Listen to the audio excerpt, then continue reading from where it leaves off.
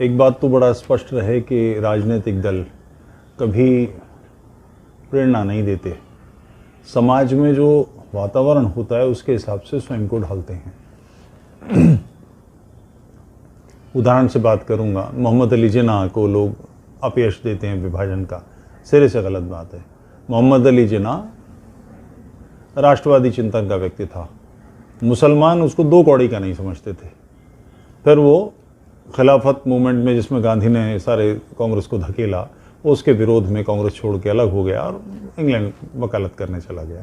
वहाँ लोगों ने उसे समझाया, इकबाल और ये सब लोग मिले, और उसके बाद वो इस्लामी बनकर लौटा। तो मुस्लिम समाज ने उसको पलकों में बिठाया। वो सूअर भी खाता था, शराब भी पीता था, सारे काम इस्लाम के हिसाब से नहीं करता था, नमाज कभी ज़िंदगी में नहीं पढ़ी। फिर भी मुसलमानों में जो विचार था उसको उसने कैटर किया, तो वो नेता बन गया। इस समय सोशल मीडिया के माध्यम से भारत में, बल्कि विश्व भर में, इस्लाम के खिलाफ एक बड़ी हिलोर है। सारे विश्व के देशों, जितने देश हैं उसमें, बड़े बहुसंख्यक देशों में राष्ट्रवादी चिंतन उभर रहा है। और राष्ट्रवाद के विरोध के तीन मूल चिंतन हैं। इस्लाम उसमें प्रमुख है, कम्युनिज्म है दूसरा, तीसरा क्रिश्चियनिटी तो लगभग समाप्त हो गया। तो अब कम्युनिज्म और इस्लाम इसको लीड कर रहा है। जो उम्मा की बात करता है, सारे विश्व के मुसलमान एक हो गए। राष्ट्रवाद प्रबल है, भारत में भी प्रबल है। तो भाजपा जो लीड ले रही है वो मूलतः हिंदुओं में जो विचार है उसको कटर कर रही है, उसके हिसाब से स्वयं को ढाल रही है। वो अपने बदन को कुर्ते के हिसाब से तैयार नहीं कर रही, कुर्ते को बदन के हिसाब से काट रही है, जो करना चाहिए, ठीक बात है। तो काशी विश्वनाथ जो गुजरात का मंदिर था, सोमनाथ का, उस मंदिर के पक्ष में, क्योंकि नेहरू और गांधी के पापों के बावजूद सामान्य भारत में ये मानसिकता थी हिंदुओं में कि हम इस्लाम से और ईसाई अंग्रेज़ों से, दोनों से मुक्त हुए हैं। हम केवल 18 अंग्रेज़ों से मुक्त नहीं हुए थे, हम इस्लामियों से भी मुक्त हुए थे। उस सारे काम को गांधी और नेहरू ने उस पर पानी फेर दिया और इस्लामियों को यहाँ बसा लिया। अन्यथा विभाजन के बाद रहने का कोई मतलब नहीं था। तो उस मानसिकता के लोग थे, उन लोगों ने सोमनाथ का जीर्णोद्धार करने की मनस्थिति बनाई और वो वातावरण अब दोबारा तैयार हुआ है। लंबे समय तक उसको दबाया गया, ठंडा किया गया, मगर अब स्थिति ये है कि अब पिछले कुछ सालों में किसी को याद है कि वो जो इफ्तार की पार्टियां होती थी, मौलाना ये जो हमिदवा अंसरिया है, ये सुअर सबसे आगे बैठ के जाकर ये सारे काम करता था। अब कोई ये एक भी होती है, राष्ट्रपति भवन में, प्रधानमंत्री निवास में ये सब होता था, अब होना बंद हो गया। क्यों? आपको केसरिया पगड़ी बांधे हुए अखिलेश यादव दिखाई देंगे, क्यों? कारण क्या है? अब इस सारी विचार के लोग, क्योंकि पूज्य सावरकर जी का एक वाक्य है कि वो दिन भी आएगा कि ये कांग्रेस के लोग कोट के ऊपर जनेऊ पहने दिखाई देंगे।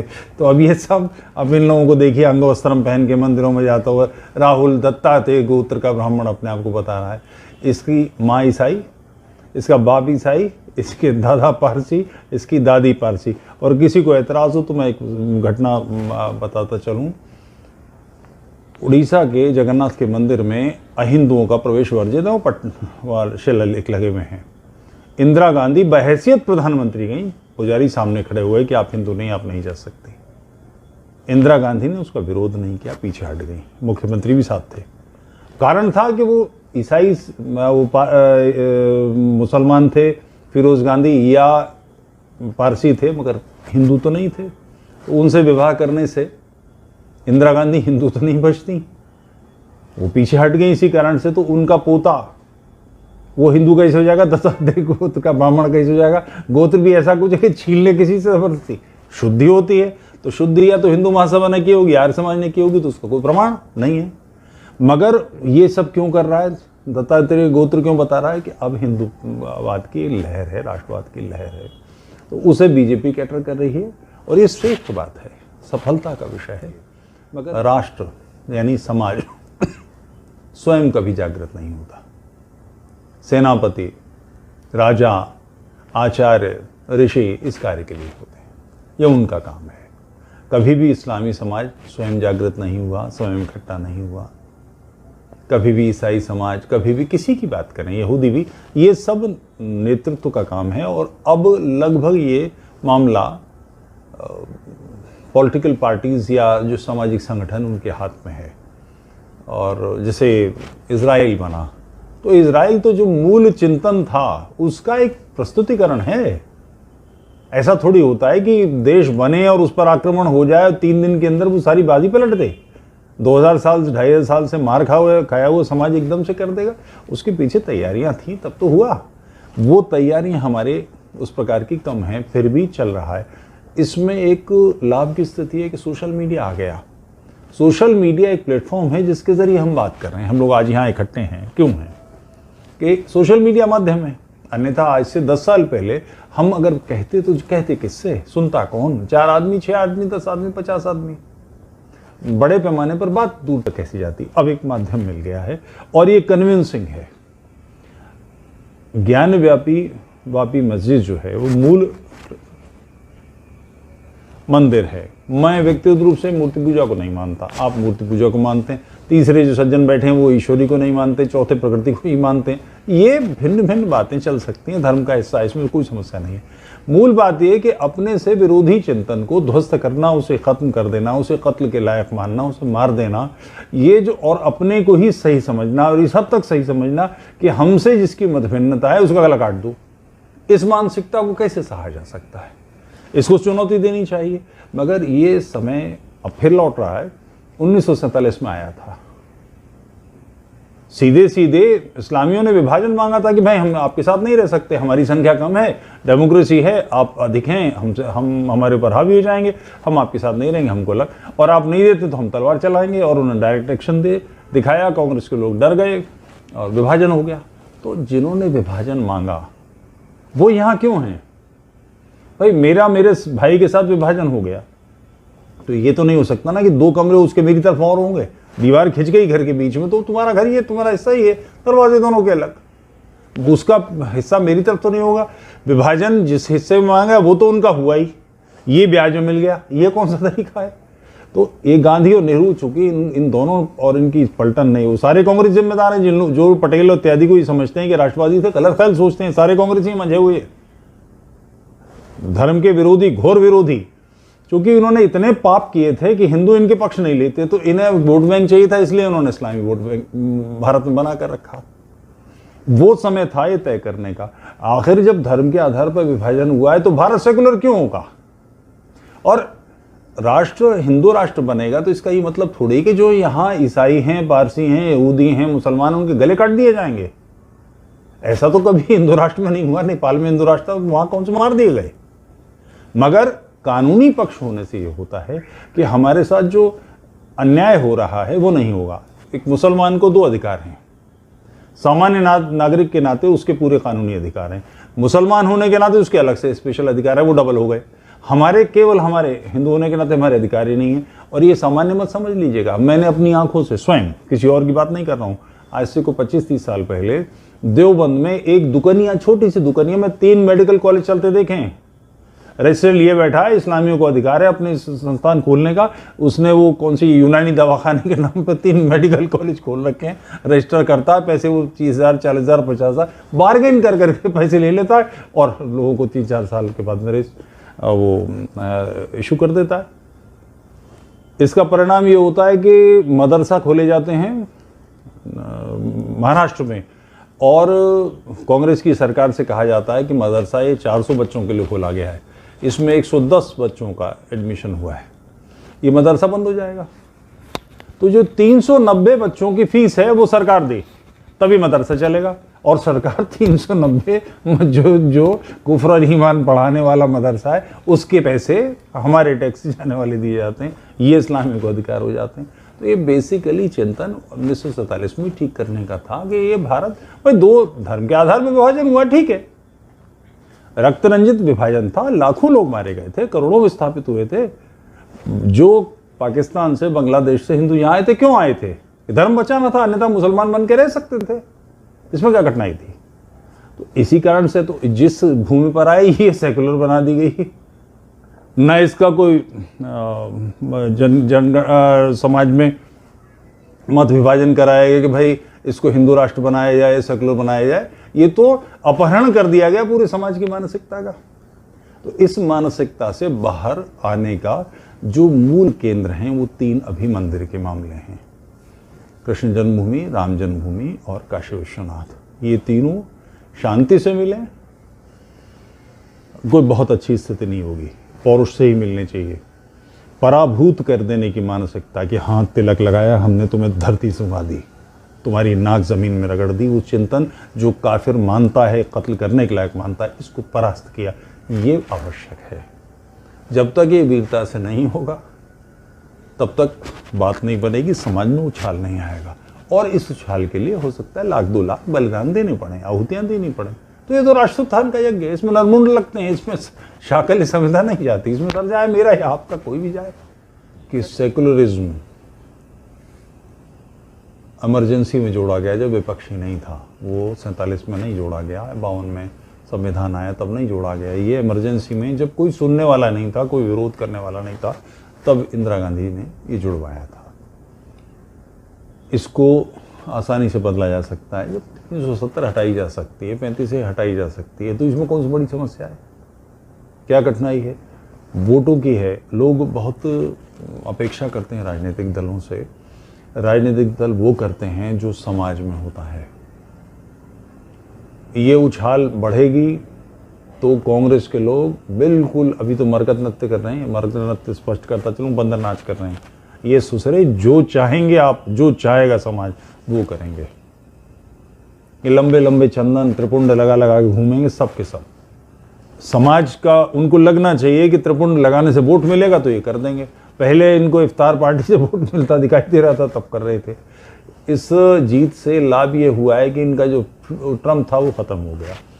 फिर दूसरे अंतर्राष्ट्रीय परिस्थिति, मैं अपने आप को कोई मतलब कॉलर नहीं खड़े कर रहा हूँ, मगर सन 81-82 से मैं बातचीत करता रहा हूँ इस विषय पर कि अंत पंत इस विश्व की स्थिति ये आएगी कि इस्लाम और ईसाई देशों के बीच में, ईसाई धर्म नहीं कह रहा हूँ क्योंकि ईसाई मत वैसा बचा नहीं है, मगर नेशनलिटी जिंदा है, तो इन दोनों के बीच में संघर्ष होगा और चीन इसमें इस्लाम के साथ जाएगा। ये दोनों इस मानसिकता के लोग हैं, इस्लामी भी, मुसलमान नहीं कह रहा हूँ, फिर स्पष्ट करूँ, इस्लामियों को कह रहा हूँ। उन मुसलमान और इस्लामी नेतृत्व में अंतर है, इस्लाम का तो शिकार है मुसलमान। ये दोनों लोग मिलकर, चीन मिलकर ईसाई विश्व पर आक्रमण करेंगे।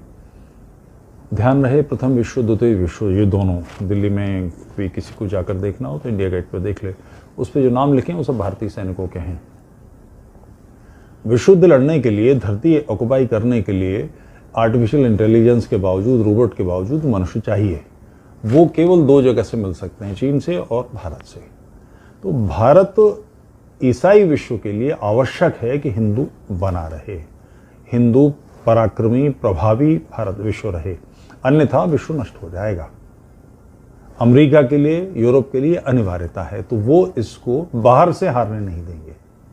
और आंतरिक स्थिति तो आ ही रही है, बड़े पैमाने पर स्थिति आ रही है।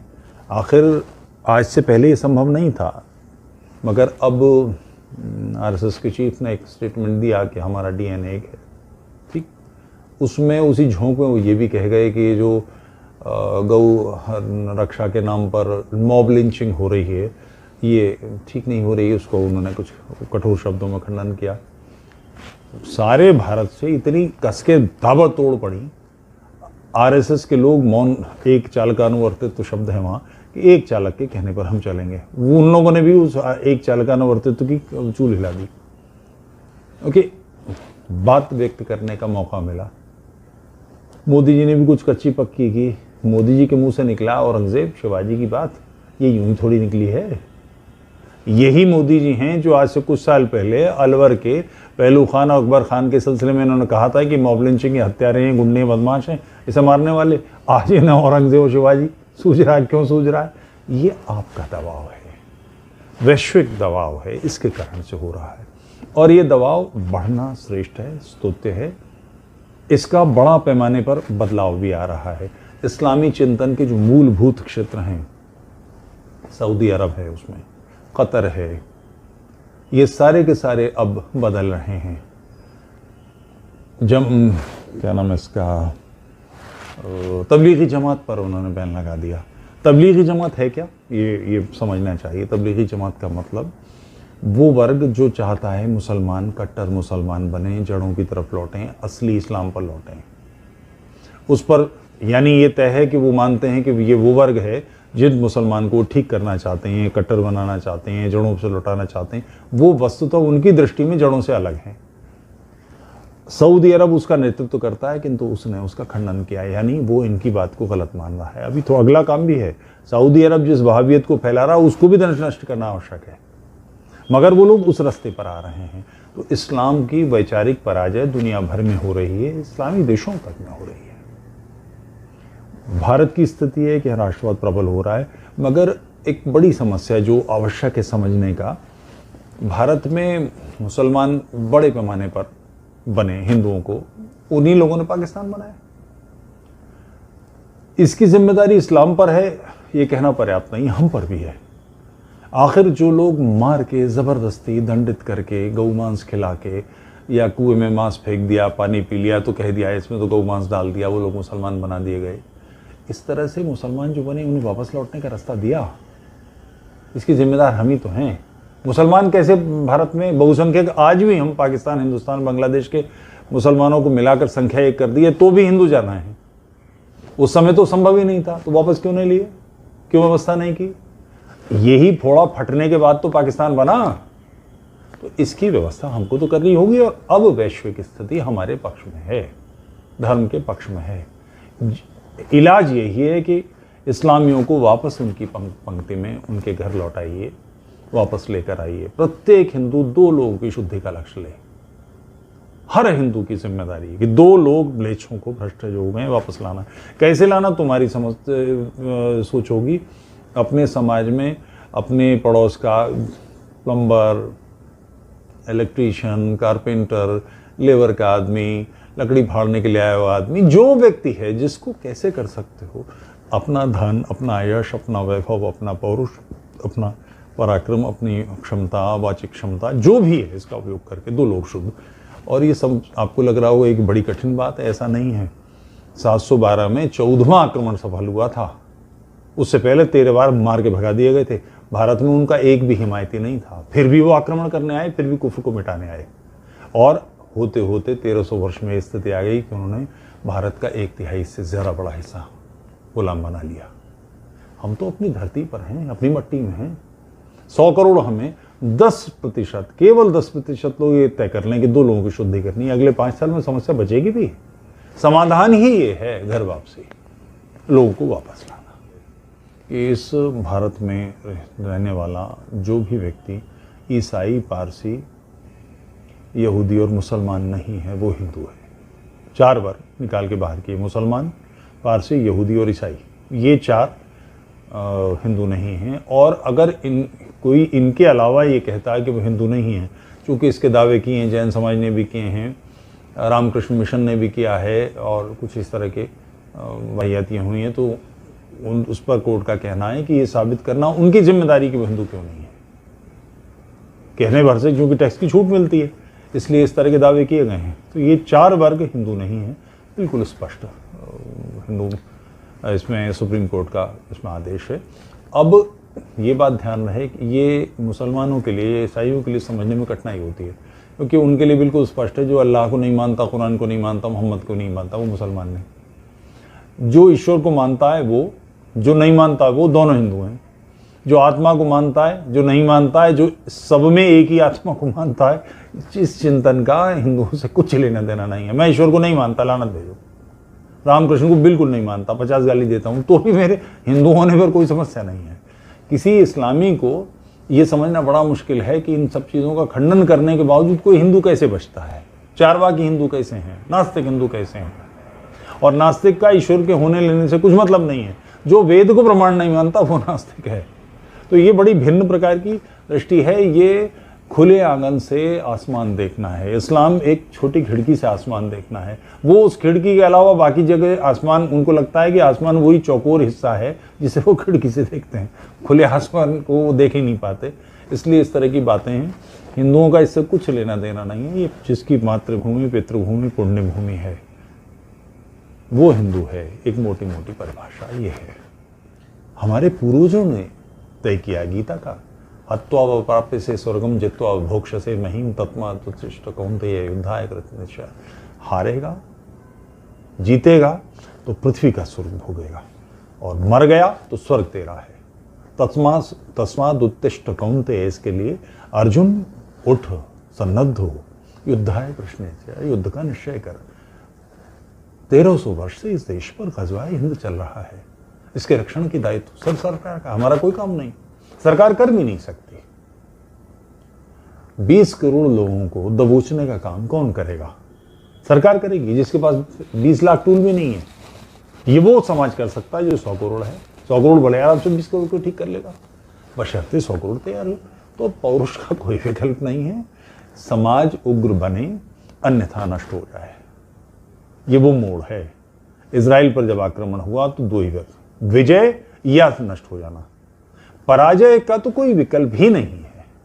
अब वो समय ही नहीं है, या तो हम नष्ट हो जाएंगे या हमारी विजय होगी, धर्म की विजय होगी। देश में पिछले 24 घंटों में कोरोना के 10,565 नए केस मिले, 23,540 मरीज ठीक हुए और 254 लोगों की मौत हुई। वहीं एक्टिव केस यानी इलाज करा रहे मरीजों की संख्या में 13,229 की कमी आई है। इससे एक दिन पहले गुरुवार को 13,166 नए केस मिले थे और 302 लोगों की मौत हुई थी। फिलहाल देश में कुल 1,13,00,000 एक्टिव केस हैं। वहीं रोमानिया की सरकार ने शुक्रवार को यूक्रेन से आने वाले नागरिकों के लिए क्वारंटाइन नियम खत्म कर दिया है। रूस की ओर से यूक्रेन पर हमले के बाद बॉर्डर पार कर लोग रोमानिया पहुंच रहे हैं। इसे देखते हुए यहां की सरकार ने शुक्रवार को क्वारंटाइन नियम खत्म करने का ऐलान किया। बता दें कि यूरोपियन के सदस्य देशों ने अनवैक्सीनेटेड या बिना कोरोना नेगेटिव रिपोर्ट के ट्रेवल्स के लिए 5 दिन का क्वारंटाइन नियम लागू है। इसे रोमानिया ने खत्म कर दिया है। देश में कोरोना की स्थिति, कुल मामले 4,29,04,880, कुल रिकवरी 4,22,60,113, कुल एक्टिव केस हैं 1,13,340, कुल मौतें 5,13,480। यूरोपीय यूनियन की ड्रग्स रेगुलेटर एडवाइजरी कमेटी ने मॉडर्ना वैक्सीन के दूसरे और तीसरे डोज के बीच के गैप इंटरवल को 6 महीने से घटाकर 3 महीने करने की सिफारिश की है। ग्रीस और फ्रांस सहित कई देशों ने पहले इस गैप इंटरवल को कम कर चुके हैं। कई देशों ने गंभीर रोगियों के लिए चौथे डोज को भी मंजूरी दी है। अमेरिका ग्लोबल वैक्सीन अलायंस के तहत बांग्लादेश को 1 करोड़ से अधिक वैक्सीन डोज डोनेट कर रहा है। व्हाइट हाउस के एक अधिकारी ने बताया है, ये अमेरिका की तरफ से अब तक का सबसे बड़ा डोनेशन है। नई बैच के तरह 1,01,01,60 फाइजर डोज कोवैक्स के माध्यम से भेजी गई हैं। मुंबई में वार्ड लेवल के सभी कोविड केयर सेंटर बंद करने के निर्देश दिए गए हैं। बीएमसी ने प्रत्येक जोन में केवल एक ही सेंटर संचालित करने का फैसला लिया है। कोरोना में मरने वाले 13 स्वास्थ्य कर्मियों के परिवार को 1-1 करोड़ रुपए देगी दिल्ली सरकार। दिल्ली सरकार ने शुक्रवार को घोषणा की है कि वह महामारी के दौरान अपनी जान गंवाने वाले 13 कोरोना वायरस के परिवारों को प्रत्येक को 1-1 करोड़ रुपए की अनुग्रह राशि देगी। उप मुख्यमंत्री मनीष सिसोदिया की अध्यक्षता में मंत्रियों के समूह की बैठक के दौरान यह निर्णय लिया गया।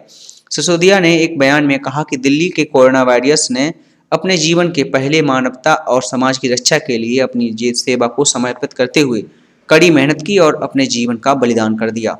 दोस्तों, अगर आपको वीडियो पसंद आया है तो वीडियो को लाइक अवश्य करें, चैनल को सब्सक्राइब करना ना भूलें। मिलते हैं अगली वीडियो में, तब तक के लिए जय हिंद, जय भारत।